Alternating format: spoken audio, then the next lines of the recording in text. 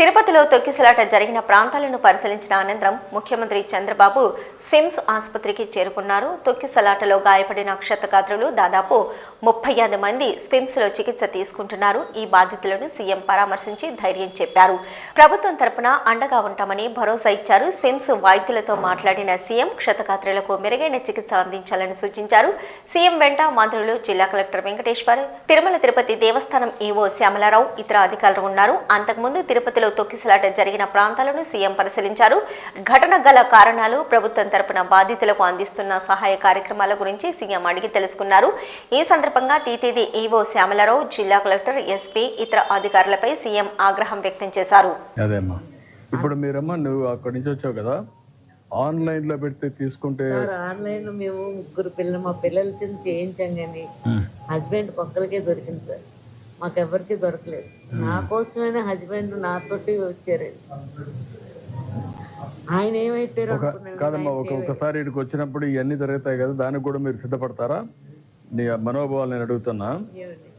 నువ్వు దేవుని చూడాలని నీకు ఇది ఉంది, అవసరమైతే 2-3 రోజులు ఇక్కడ ఉండిపోవడానికి కూడా సిద్ధపడిపోతున్నావు. కాబట్టి ఆన్లైన్ లో పెడితే టికెట్లు ఒక్కోసారి రావు. కాబట్టి కొన్ని ఆన్లైన్ లో పెట్టి, కొన్ని ఆఫ్లైన్ లో పెట్టి, అక్కడనే పెడితే కొండపైన పెడితే పెట్టేయండి సార్.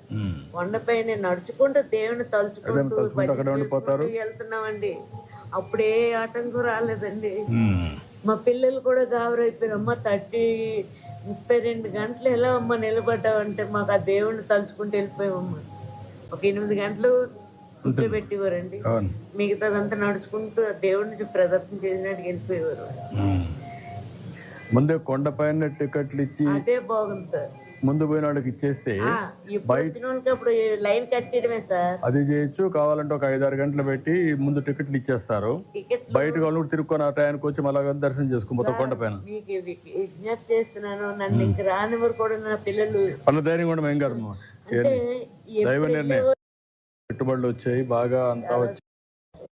ఎట్లమ్మా, ఎన్నోసారి వచ్చారు మీరు? ఫస్ట్ టైం వచ్చామ్మా. అందరు చూస్తారు, నేను చూడలేదని మా వారు తీసుకొచ్చారు సార్. అది ఇలా జరిగింది. నరకం అనుభవించాను సార్. ఆ 15 అందరి మీద పడిపోయి వస్తున్నాయి సార్. మీ ఆయన కూడా ఉన్నాడమ్మా? నమస్కారం బ్రదర్. ఇది ఇష్టం మాత్రం వద్దు సార్, ఇలాంటి సంగతులు మళ్ళీ జరగకూడదు. జరిగింది బాగుంది. పాత వాళ్ళు పెట్టారు.